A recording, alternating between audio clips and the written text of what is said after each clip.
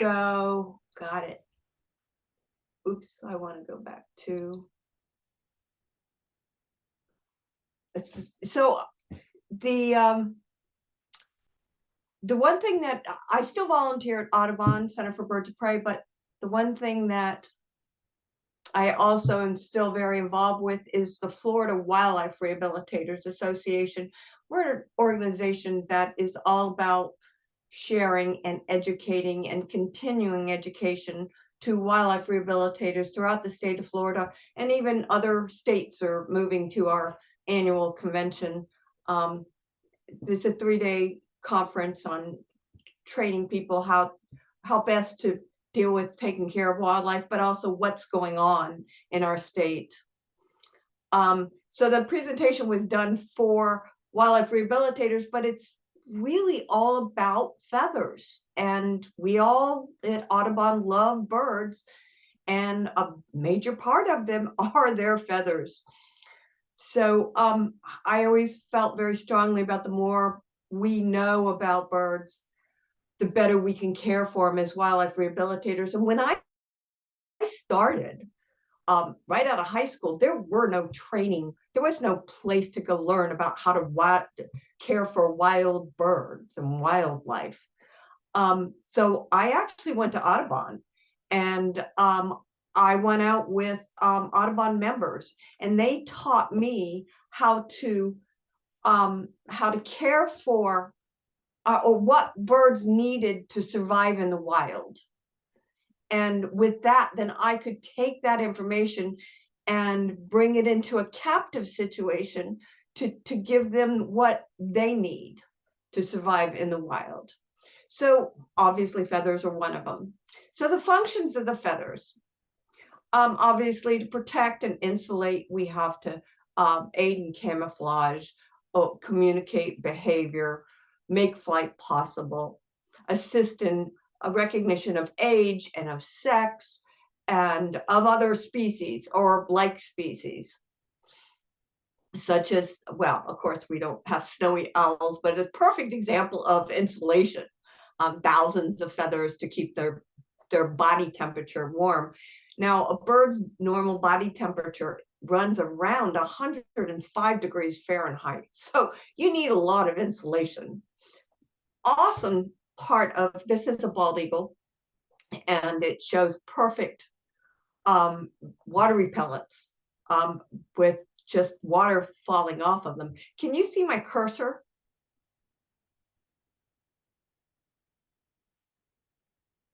Yes. Was that a yes? Yes, yes. Okay, great. Yes. So the little eastern screech owl camouflaging, I always loved that photograph. One of my favorite, during baby season, when pre-fledges babies fall out of their nest, and we just got to get them back up in the nest. They come into us, and we got to make sure they're healthy.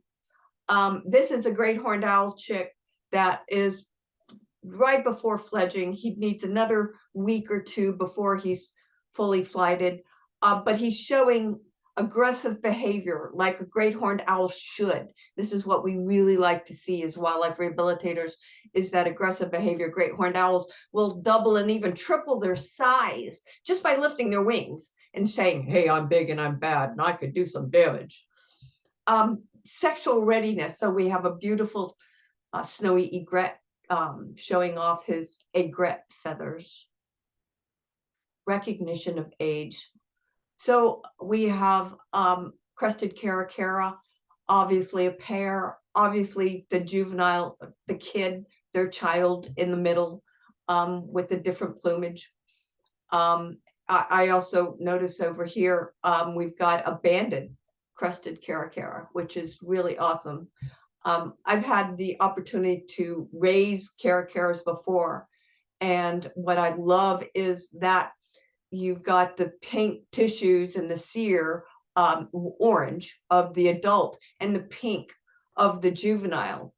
Well, it takes about 3 years for a caracara to go into full adult plumage. And the caracara that we raised and had in captivity because he was non-flighted, the pink tissues and the pink sears started coming in orange in dots, in spots, and it looked like juvenile acne. It was just hysterical. Oops, too fast. A recognition of sex, such as the male and female cardinal, northern cardinal, the red-winged blackbird. So there was a research project. Someone actually dyed the red patches on the male to see if they would be accepted or acknowledged by females, and they weren't. Well, I could have told you that, but they're of course make flight possible. This is the whooping cranes that they were imprinted on this flying contraption so that they could learn migratory path. So how do birds maintain their feathers? Well, yes, we know bathing, preening, and molting are necessary for maintaining feathers, but there's lots more to just bathing. What you bathe in. You can bathe in water, you can bathe in dirt, you can bathe in sun. Techniques, of course, are going to depend on what size you are, what species you are. Obviously, this limpkin is bathing in a pond. The smaller species will actually, or some species will actually bathe and preen in rain. The smaller species might need the cups of leaves to bathe in. Diving in is something like the osprey. The ospreys dive in. They're not much of a bather. They actually dive in the water head first, not feet first, but head first, and then come out and shake all over. And we've seen that shake. It's just a shimmy shake. All of this stimulates preening behavior, which is very critical because preening, having a bad hair day. This is a great horned owl we had in captivity, and anytime we would give him a shower, he would just go jump in his bathtub and take a bath, and it was pretty funny. He was pretty regular about that. Sand bathing is another technique that birds will use. It's kind of dust bathing, you might call it. Sunbathing. Sunbathing is great for obviously absorbing vitamin D, but also it's believed that it helps to distract, eliminate, maybe not fully eliminate, but to help in parasitic issues where maybe the parasites might leave. Handling disrupts the feathers. So in captivity, when we are handling birds, we do a lot of misting and showering, and always supplying large tubs for them to bathe in, because it does encourage preening behavior, which is necessary in the maintenance of those feathers. Preening is really the most critical aspect that they can do for their feathers. Obviously to remove dirt, dust, parasites, and feather sheaths, which we'll talk about more. We'll also talk a little bit about the uropedral gland here in a second, but I don't have a picture for anting. So anting is a matter of taking ants and literally rubbing it all over your feathers. It's believed to be more insecticidal, again, to kind of help control any kind of external parasites. A bald eagle preening, well, if you got 7,000 feathers, you got a lot of work ahead of you. This is a beautiful example of preening, and how literally pretty much just one feather at a time. Here's the uropedral gland, also known as the oil gland, and this is a male anhinga. And what's fascinating about this is that, well, let's talk about the uropedral gland. It's an oil. and they do put the oil on their beak, and then they preen each feather with this oil, the European oil, but it doesn't waterproof them. Waterproofing is a matter of the structure of the feather. And what's really cool about this shot is not only do we see the European gland, but we also see all this body feather, all of this covert feathering actually will absorb water for something like the anhinga or the double-crested cormorant, where they need to have less buoyancy when they are fishing. And this adds weight to them. And yes, we see both anhingas and the cormorants that come out of the water after fishing and put their wings out to dry, but that's also to be able to dry these body covert feathers. So molting is obviously the exchange of feathers to get new ones, which typically happens gradually, but also and annually, but also semi-annually. So there are seasonal molts. It usually takes about 4 to 8 weeks, depending on the species, of a feather to completely grow out. They tend to be bilateral and symmetrical, and that's just to allow for flight to continue. So here we have a immature red-tailed hawk that's actually maturing. You can see a red tail right here that's coming in. And this is a symmetry that is, he needs to continue his flight and hunting ability. So what we have is the primaries. I'll use this down here. Primaries at the tip. This is number 10, and it goes all the way to 1. So he is molting probably number 2 or 3 on both sides, where the secondaries then will start in right in here. And then he's molted out this primaries. What's interesting is you see this feather here, these 3 feathers, they're darker in their stripe. Those are already new feathers molted in. And these are all older ones. And you can definitely tell which ones the old ones are coming in here and the tail. But we do feather counts in captivity to see where they stand in their feather care and growth. And this is what we do, is we use the count. So we mentioned semi-molts. We do have semi-molts, and the brown pelican's probably a pretty good example of that.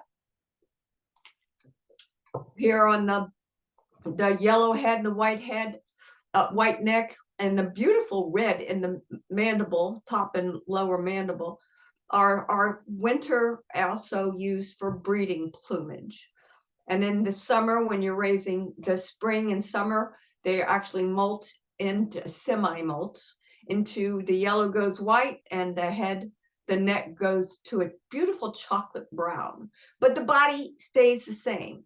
They're not going to start their molt until the summer is complete. They've raised the kids, they're worn out, it's time to get all new feather growth, which is common for most species.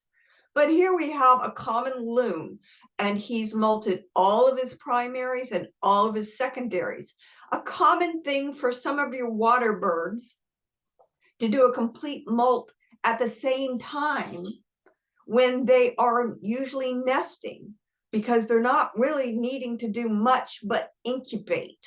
So they're they're swimming and incubating and not really much migrating and flying.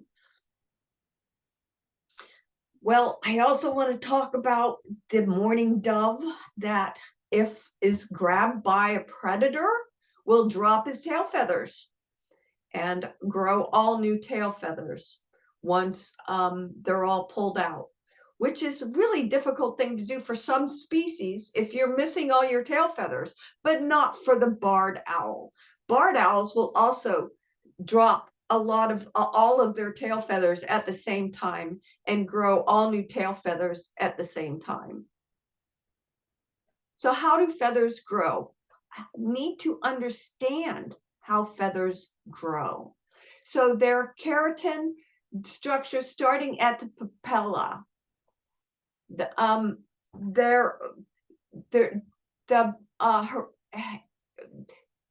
Their color and the shape is going to be just amazingly determined by the genes.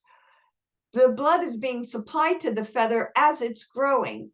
They're thrust out through follicles in the skin, and they emerge with a sheath on them, which will be preened off as the feather is grown out. So here we have the feather growth inside the skin, where it's being told what colors the blood is being supplied to it, how to it's got to have a sheath on it, which is this outer dermal area, which will slough off later. And these feathers are actually going to grow in tracts. Follicles are in tracts. They're not just randomly located. They're literally in tracts. And that's very obvious in the primaries and in the secondaries. Also in the under secondary coverts. But all of these body coverts are grown in tracts, not just randomly placed. Here's the feather sheath. So this is a very fine material that literally will be able to be preened off as the feather grows out. So how the feather is all put together, it's the makeup of the feather that makes it waterproof and probably one of the strongest natural structures. Just amazingly how strong they are because of the way they're structured together. So you have your shaft going up the middle, but you have all your barbs coming out, and you have all these barbules that are loaded with little hooks. It acts like a Velcro. If you unlock Velcro, or even a zipper, you unlock a zipper and you just zip it back up. Well, that's what a feather should be doing, a healthy feather. There's different kinds of feathers. Here's a good example of the shaft, the barbs and barbules. This also is a good example of the feathers are hollow, but not completely hollow. They're kind of like, they look like a spider web inside. They are held together, but they're still hollow. But we'll talk about that in a little bit. Oops, sorry. We've got the shafts of the feather coming out. It's also called the rachis. The barbs coming out, the barbules coming out, and how they're all structured together will make them what they are going to be, like a primary that needs to be a full-fledged feather, but yet something like a down feather, the barbs and the barbules are not really interlocking like the other feathers. Speaking of not interlocking, this is the natal down of 3 little screech owls that are less than 24 hours old. You can also see their egg tooth is still attached to their mandible that help them break their way out of the shell.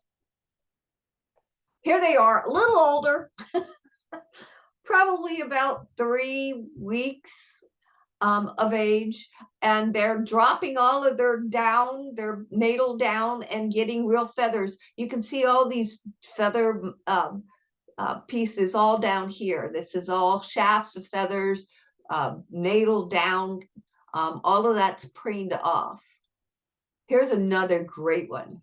This is a young osprey that is in a molt with all of this feather sheaths and down all over this black blanket. Absolutely hysterical. This is this chick, let's see, probably about 5 weeks of age. It's 5 weeks of age because the body is all growing, because that's what it's all about. The first half of their babyhood, while they're a chick, while they're being cared for by their parents, is all body growth. It's the second half that's going to be, their energy is going to be put into the feather growth. So we're going to talk a little bit about the types of feathers, which we briefly mentioned. And we have the flight feather. Tail feathers are also structured like this, where they have very strong barbs, barbules, and hooks. Then we have the down. There's a down feather, the semi-plume feather, where the barbs are there. The barbules are there, but they're not interlocking with the adjacent barbules. And quite a few, we'll see some bristle feathers here in a second. And I do have a picture of a philo plume. Where they're located at, here we have your primaries. Here's your primary coverts. Here's your secondaries. Here's your secondary coverts. Here's all your other coverts coming in. So this is the humerus, the radius ulna, and the metacarpals. And this is one of my favorite. It's called the alula. It's a additional digit. It's like a bastard thumb, it's also known as. So we can actually open up. It's hard feathers like your primaries and secondaries, where your coverts are starting to get softer. The shaft is not as strong. And then I did want to point out that we've got these beautiful primaries, secondaries, but what happens on the humerus is all coming from the shoulder, from the scapula. All of these overlapping feathers is a cluster of feathers to fill in that gap. This is just a really cool feather of a great horned owl primary number 10 feather, where all the leading edge of the feather of your owls are combed like this to allow for silent flight when they flap. This is a picture of a bald eagle and all of these 7,000 contour feathers all over his body. Just tons of feathers. This is a bald eagle. This is an immature bald eagle. And we have all of these belly contour feathers and this hairy arm holding up the feathers on the upper chest. And all of this is down feather right in here.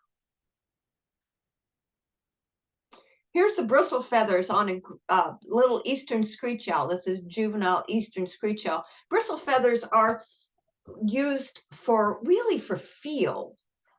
They come in very handy for when they want to feel something close to their beak.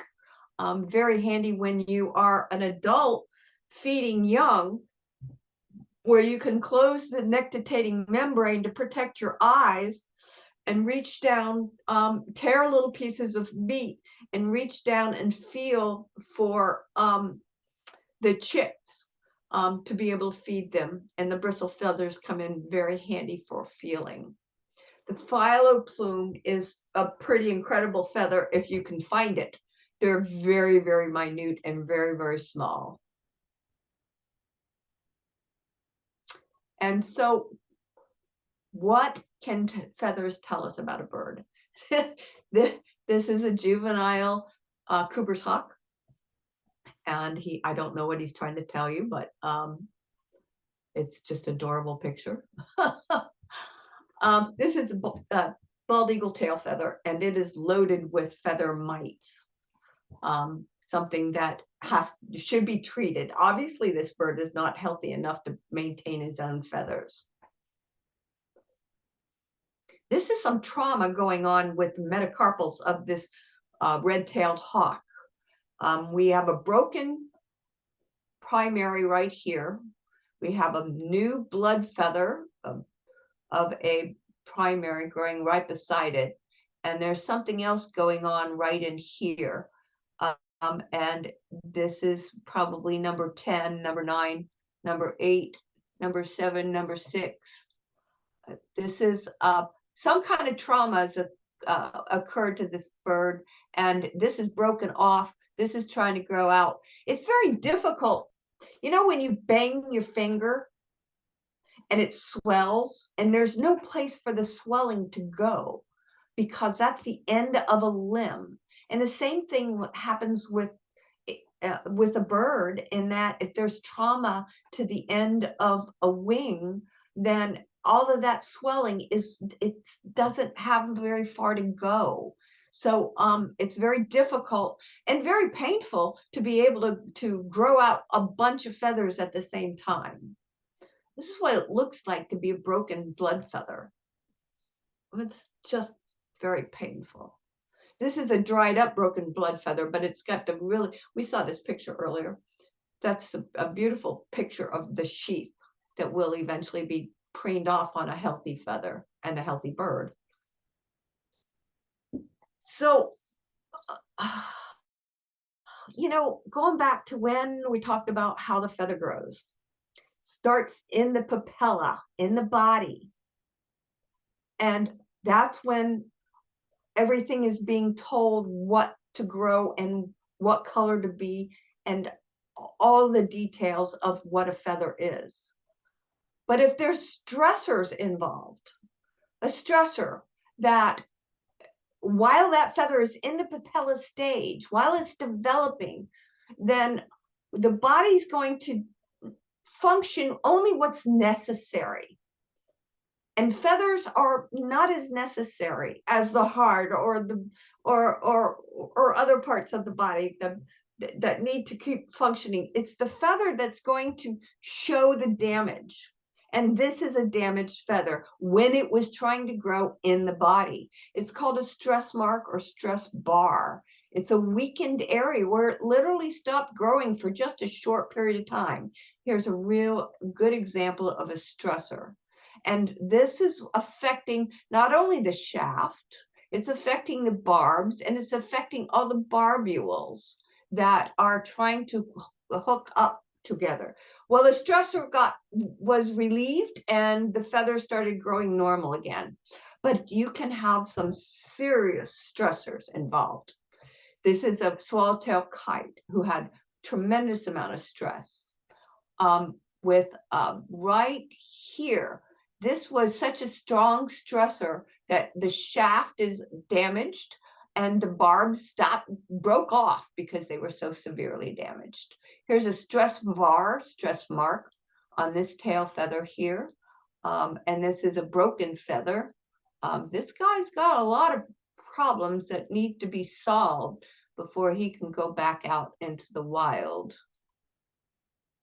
A stress molted feather. A stress molt occurs when the stressor is so severe, it literally stops growing for a period of time, for a day or two. And the body says, oh, I'm not going to grow you anymore. I'm just going to drop you. This is stress molted feathers. They're not normal. Here we have a stress molted feather here, a normal healthy feather, and a broken blood feather as comparison. So because this is written for rehabilitators, I do have about captive care, and housing is very important. Tail sheathing is very important. Parasites and treating parasites, and not using wire. Here's a bald eagle with a tail sheath on. This is to protect his tail feathers, but also the proper perch and height so that he can keep his tail off of the ground.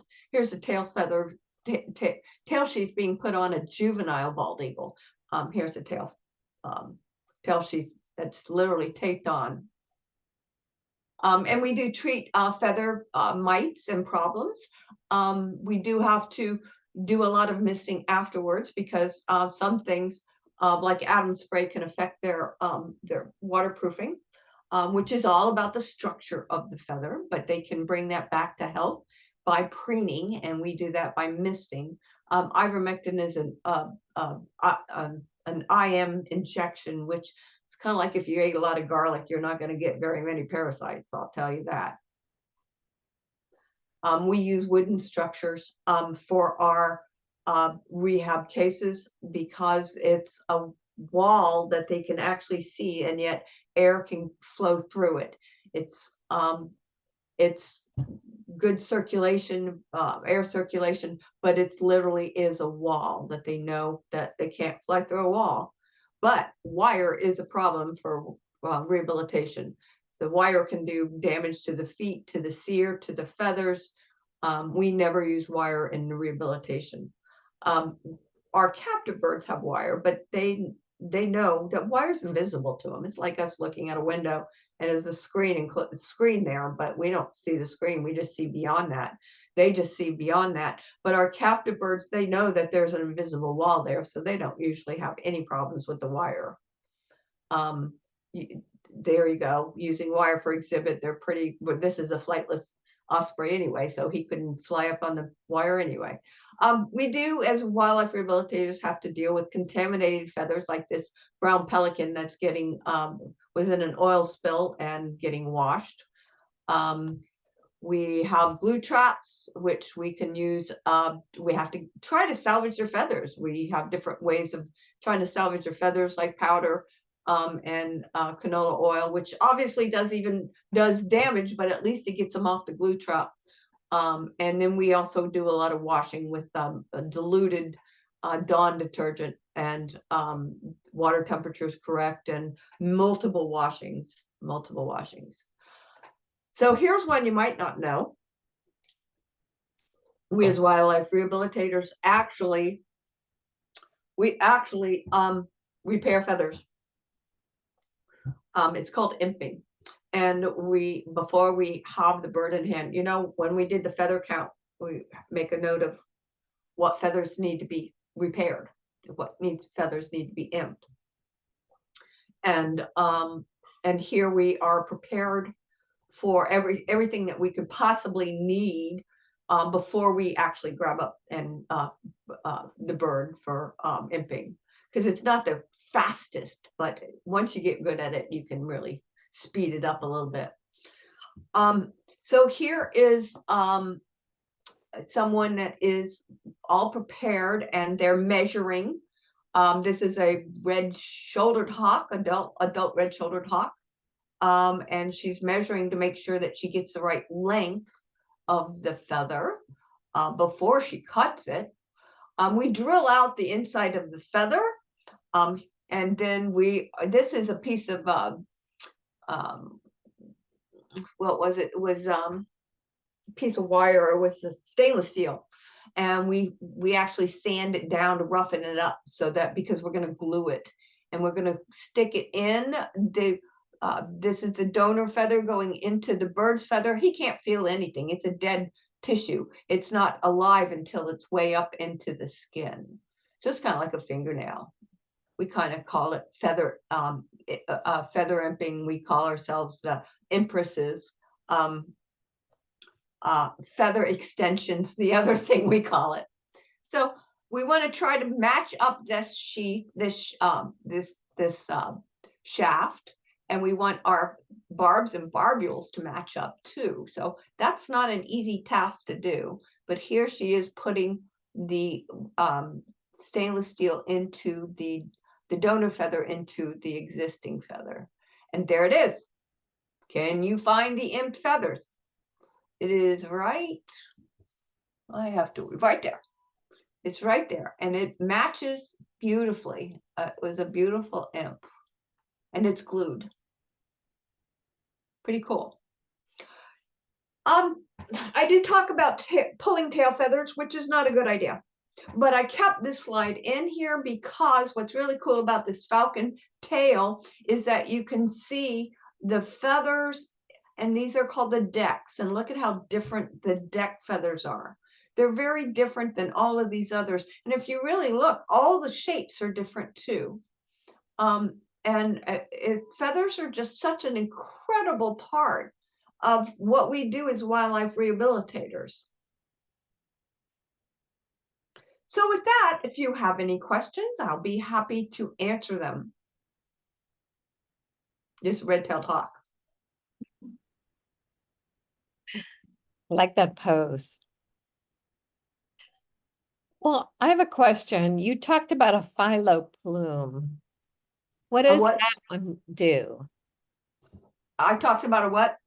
A philo plume? Philo. Philo plume. You know, nobody really knows what a philo plume does.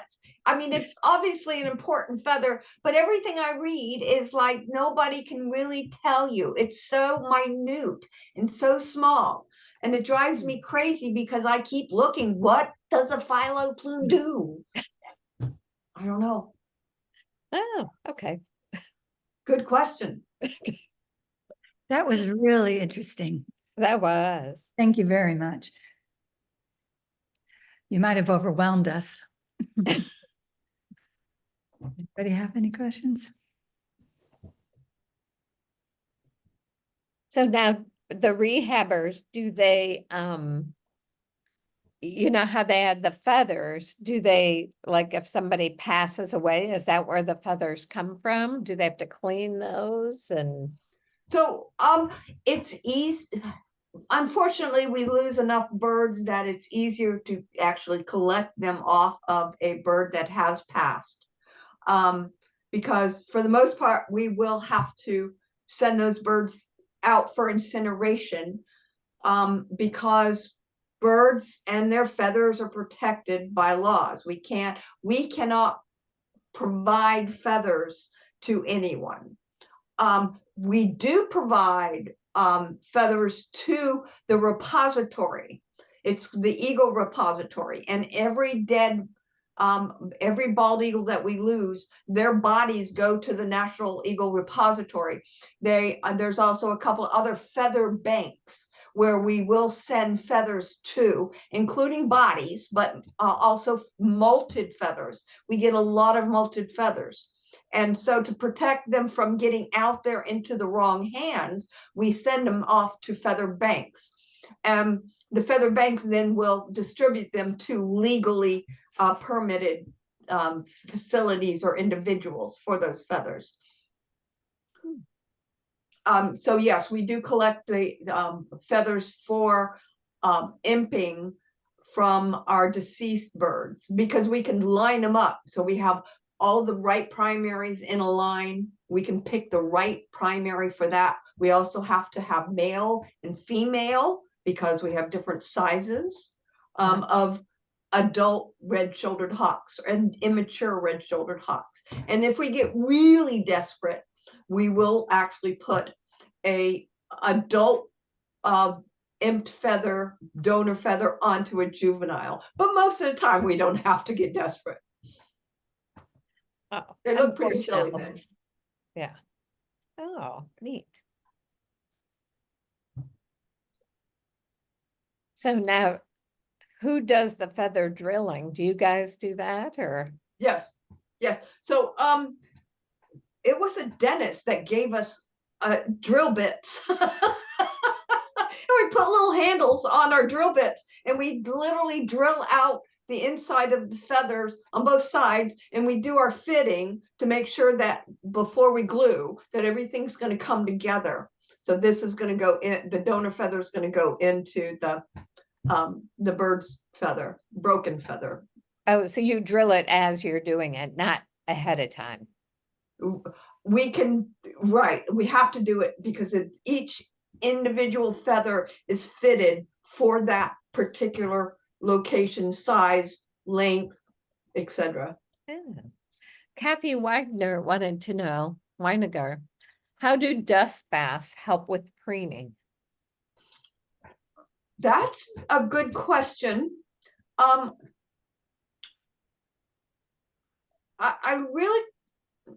I know that they will bathe dust bath around ant mounds, which might help in parasitic care. It also might help in parasitic care. Not sure if there's any research done on dust bathing, but it is absolutely fun to watch. We actually give our smaller birds we give them pans of sand to bathe in, and they will sometimes jump in there and they just take a bath in sand and dust, just like it was water. Now, what's the biggest bird that would take a dust bath? What's the biggest bird? I saw a crested care definitely sandbathing or dust bathing. Okay, so pretty and big. and they will roll around on their back, actually. They really get into dust and dirt. Despite how white they are, huh? Around the head. Interesting. I have a big question. I am the one who gets the calls for injured birds. Yeah. Through Audubon, and there's so many of them, especially in season. We don't have enough rehabbers. Can you, I mean, is there any future in it for young people, or how would you go about it? What would you say? It's complicated because you are required to have just rehabilitation. You have to have state permits. You have to, you either have to intern or you have to, well, that's all you can do now. You have to apprentice now to become a wildlife rehabilitator through the state of Florida. But you also need federal permits or if you're going to do birds under the Migratory Bird Permitting Office. So it's very complicated, and you're if anyone's really interested, they're better off volunteering and really getting the opportunity to work with wildlife rehabilitators to see how much is involved with the care. I'm probably the best example because I spent my first 16 years doing mostly seabirds, and then I came to Audubon Center for Birds of Prey. And I had 16 years experience in avian rehabilitation. But when I came to Audubon, the center, I realized how much I didn't even know in just raptor and specialization of raptors. And there's just so much involved with caring for. Where do you find a wildlife rehabilitator? Through there's a couple of different websites. Help Animals Now, I think it's called. FWRA.org is we've got a website that has a map that you can find throughout the state, facilities that might be able to lead you a little closer to individuals. We have about 200 permitted rehabilitators in the state of Florida. Not all of them are permitted to care for birds. You have to be under migratory bird.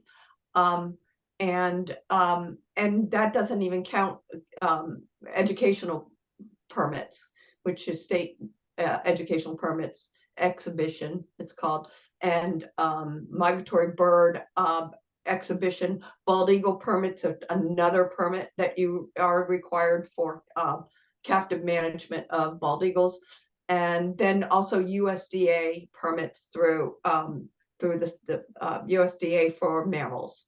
It's a little bit more complicated than to be able to answer for you. Just finding a wildlife rehabilitator is your best bet, and that's a challenge in itself, as you know. Yeah, Orange Audubon has the local ones listed on our website, but they're not enough. And it seems like they're struggling. They need donations and everything. So I just wondered about getting young people to do it. Should they go through the vet route? So not yes and no. I mean, we all need veterinarians. We required veterinarians to be wildlife rehabilitators. But you really need to, that's what Florida Wildlife Rehabilitators Association is all about. We meet once a year where we chat throughout the year with each other. We help people who are interested in, and I'm pleased to say that our last couple of conferences, there are young people coming. And so we're really, really stressing education and continuing education and continuing our legacy of what we've been doing as old timers. Well, most appreciated. Is anybody checking the chat?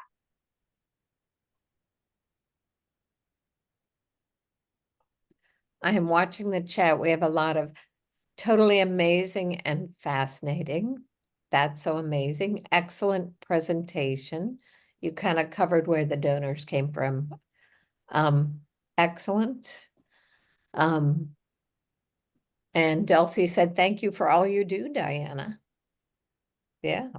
I was just looking for questions. I don't have any questions though, but I think you covered it. Actually, it was pretty complete as far as the feathers and all of that. So that was There's a kind of lot to know. And it's always great to be reminded which ones are the primaries and primary coverts and all those good ones that we look for too, but it's kind of nice to see that again. Leah did ask, could the birds like the sand bath because it's a way to scratch, a different way to scratch? So no, I don't think so, because there's so many coverts on a bird that they're not feeling any of that. The body feathers, as we know, when they fluff, and I didn't talk about that, but it's very critical because the bathing, of course, preening, of course, but when we see a bird lift the feathers, it's all voluntary lift of the feathers. They might be lifting those belly feathers to allow some fresh air in, but when they're saying sand bathing, they have all those coverts there. It's not touching their skin. Those feathers are strong and they're overlapping and overlapping and overlapping. So they're not scratching anything with that sand. But fluffing those feathers when they do, they shake it all out, and then everything falls back naturally to the positions those thousands of feathers are supposed to be lying in. Amazing. And Delsey said maybe the sand helps remove mites, which I think you kind of alluded to. Kind of alluded to that. Yes. Very true. Very cool. Yeah, very good. All right. Well, thank you again, Dianna. It was my pleasure. Thanks everyone for coming. Thank you so much. Yes. Night. Night. See Good night, everyone that's everyone. local at our in-person meeting next week. Yeah.